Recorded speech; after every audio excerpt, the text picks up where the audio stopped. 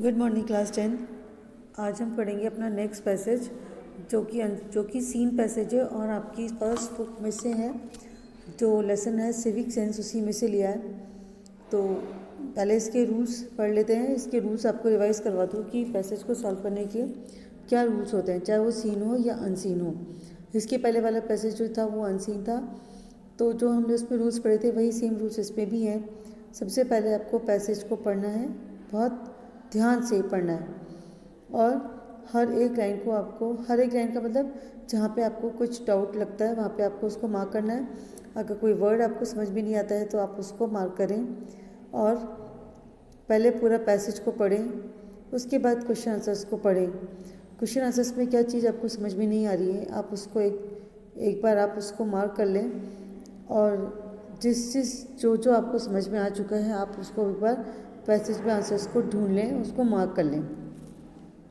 जहाँ पे जैसे मैंने कहा कि आपने जो लाइंस को या जो वर्ड्स मार्क किए हैं आप उनको रीड आउट करें। कई बार हमें किसी वर्ड का प्रॉपर मीनिंग या एक्यूरेट मीनिंग नहीं आता, तो हम क्या कर सकते हैं, उस लाइन के बेसिस पे हम उसका मीनिंग निकाल सकते हैं, जो उसका आसपास का मीनिंग होता है वो। इस तरीके से आपको घबराने की ज़रूरत नहीं है, आप पहले उसको अच्छे से पढ़ेंगे तो आपको सब कुछ समझ में आ जाएगा। नेक्स्ट जो है वो ये कि जिस तरीके से आपको जो इंट्रोगेटिव वर्ड आपको क्वेश्चन में पूछा गया है कि कौन सा, ये कैसे, तो आपको आंसर भी उसी तरीके से ही देना है और आपको कोशिश करनी है कि आंसर टू द पॉइंट हो, एक्यूरेट आंसर हो। ये नहीं कि आपको पूरा पैसेज ही आपने उस आंसर में लिख दिया कि जहाँ से या 2-3 लाइनों में वो आंसर आपका कंप्लीट हो रहा है, भले वो लाइन उसकी कोई उसमें ज़रूरत थी ही नहीं। तो ये कुछ चीज़ें हैं जिनको आपको ध्यान में रखना है। So let's continue. पहले हम पैसेज को पढ़ के उसका मीनिंग निकालते हैं कि क्या मीनिंग है, फिर हम उसकी क्वेश्चन आंसर्स करेंगे। So let's start. We all travel by public transport, train और bus and have had many bitter and sad experiences. हम में से हर एक व्यक्ति जो सार्वजनिक यातायात के साधन हैं उनसे यात्रा करता है, चाहे ट्रेन हो या बस हो। And have had many bitter and sad experiences, और हम में से सबके कई सारे कटु और बहुत दुख भरे अनुभव होते हैं। बिटर का मतलब होता है कड़वे। Orderly queue system at the time of either purchasing the tickets और boarding the train bus is really follow. कौन से एक्सपीरियंसेस, कौन से अनुभव की बात, जैसे कि जब हम टिकट्स को खरीदते हैं या जब हम ट्रेन या बस पे चढ़ते हैं उस समय लाइन जो क्यू सिस्टम होता है, एक प्रॉपर क्यू सिस्टम, उसको कोई भी फॉलो नहीं करता, कोई भी उसको अपनाता नहीं है। Everyone in his self interest flouts the genuine rights of others. हर व्यक्ति अपने स्वार्थ के वश, सेल्फ इंटरेस्ट मीन्स खुद के हितों की वजह से, flouts the genuine rights of others, जो दूसरों के नैतिक अधिकार हैं, जो एक लीगल नैतिक अधिकार हैं, उनको छीन लेता है। फ्लाउट्स मतलब छीन लेता है। Those who are already occupying a seat would very reluctantly permit others to sit even on the neighboring vacant seat. जो पहले से ही सीट पर बैठे हुए हैं या जो पहले से ही सीट घेर कर बैठे हैं, would very reluctantly permit others to sit even on the neighboring vacant seat. वो बहुत कहना चाहिए कि अनिच्छा से, बहुत ही दुखी होकर, निराशा से वो दूसरे को इजाज़त देते हैं कि उसकी पड़ोस वाली खाली सीट पर वो आकर बैठें। जैसे कि पड़ोस वाली सीट का मतलब यह है कि अगर जैसे 2 जनों की सीट है तो अगर उसके पास वाली सीट खाली पड़ी है तो उसकी इच्छा नहीं होती कि उसके पास वाली सीट पर भी कोई आकर बैठे। When they do so, they grab about half of the vacant seat also. जब वो ऐसा करते हैं, यानी कि जब वो किसी को बिना मन के इजाज़त देते हैं उस सीट पर बैठने के लिए, they grab about half of that vacant seat also, तो वो जो आधी से ज़्यादा सीट को खुद ही घेर लेते हैं, उस पर कब्जा कर लेते हैं। The thought of giving help to the needy ones really stress them. ये विचार कि किसी ज़रूरतमंद की सेवा की जाए, किसी ज़रूरतमंद की मदद करी जाए, ये विचार भी कभी उनके दिमाग में नहीं आता। रियली मीन्स कभी भी नहीं, बहुत मुश्किल से। स्टीजम मीन्स उनको उनसे कोई फ़र्क नहीं पड़ता। Some people are fond of chewing betels with tobacco. कई लोगों को सुपारी और मतलब पान और तंबाकू खाने का, चबाने का शौक़ होता है। They spit and spit frequently all around, showing no respect for public property. चारों तरफ थूकते रहते हैं। स्पिट का मतलब होता है थूकना। ऑल अराउंड चारों तरफ, showing no respect for public property, और वो ये दिखाते हैं कि उनके मन में जो हमारे पब्लिक प्रॉपर्टी है, जो हमारी सार्वजनिक संपत्ति है, उसके लिए कोई रिस्पेक्ट, कोई इज्जत, कोई सम्मान नहीं है। They forget that they have paid for journey and not for spoiling the train और बस।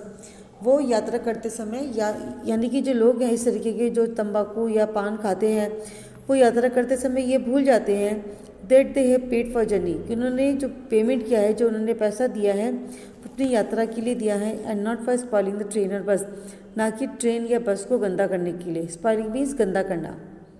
दे throw all rubbish and leftovers wherever they so desire. जहाँ पर भी इनकी इच्छा होती है वहाँ पर ही वो कचरा या जो भी बची खुची चीज़ें होती हैं खाने की, वो फेंक देते हैं।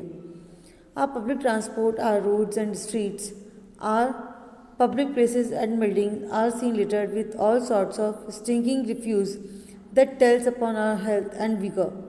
हमारे जितने भी यातायात, सार्वजनिक यातायात के साधन हैं, हमारी सड़कें हैं, गलियां हैं, और पब्लिक प्लेसेस, जितनी भी सार्वजनिक जगह हैं, सार्वजनिक इमारतें हैं, are seen littered with all sorts of stinking refuse, ऐसे बदबूदार कचरे से। स्टिंकिंग रिफ्यूज़ भी जो बदबूदार कचरा है, इस तरीके से घिरी हुई हैं, and that tells upon our health and vigour, जिससे हमारे स्वास्थ्य, हमारी कहना चाहिए कि एनर्जी है, उसको ऊपर खतरा है। In spite of the statutory warning, एक जो हमेशा एक जो कानूनी जो चेतावनी लिखी जाती है, smoking is injurious to health, धूम्रपान स्वास्थ्य के लिए हानिकारक है। We do not notice any slump in the sale of cigarettes और बीड़ीज, बावजूद इसके हमने कभी भी सेल, जो सिगरेट और बीड़ी की जो सेल है, जो बिक्री है, उसमें कोई ढिलाई, कोई कमी नहीं देखी। The pity is the smokers in their own enjoyment do not think of the people around them. और दुख की बात यह है कि जो स्मोकर्स हैं, जो धूम्रपान करने वाले लोग हैं, इन their own enjoyment do not think of the people around them, अपने खुद के आनंद की वजह से अपने आसपास के लोगों की तरफ ध्यान नहीं देते। Sometimes the surroundings become unfit for breathing, कई बार वहाँ का माहौल सांस लेने के अनुकूल नहीं रहता। Passive smoking causes more harm, जितनी ज़्यादा स्मोकिंग उतना ही ज़्यादा स्वास्थ्य के लिए हानिकारक, स्वास्थ्य के लिए नुकसान। Passive means continuous smoking. तो ये हमारा पैसेज था, इसको हमने रीड आउट किया, हमें इसके मीनिंग्स पता चले। अब हम इसे क्वेश्चन आंसर्स कहते हैं। सो फर्स्ट क्वेश्चन है, which better experiences do we have while travelling by public transport. So हमारा फर्स्ट क्वेश्चन है कि हमको कौन कौन से कटु या हमारे कौन से ऐसे कड़वे अनुभव हैं जब हम किसी भी सार्वजनिक यातायात के साधनों से यात्रा करते हैं, कौन से हैं। इसका आंसर आपको आपके पैसेज में स्टार्टिंग में दे रखा है, जिसका है orderly queue system at the time of either purchasing the tickets और बोर्डिंग द ट्रेन और बस इज़ रियरली फॉलोड। कौन से अनुभव, जो कि हम जब भी बस या ट्रेन में सफ़र करते हैं, जब हम ट्रेन टिकट्स खरीदते हैं, हम उस समय जब हम ट्रेन या बस में चढ़ते हैं और टिकट्स खरीदते समय जो क्यू सिस्टम है उसको कभी भी फॉलो, उसकी कभी भी अनुपालना नहीं की जाती। ये एक्सपीरियंस हम हमेशा महसूस करते हैं। What do the people chewing beaters with tobacco do, जो लोग बाग तम्बाकू खाते हैं और सुपारी, मतलब जो सुपारी के साथ तो तम्बाकू खाते हैं, वो क्या करते हैं,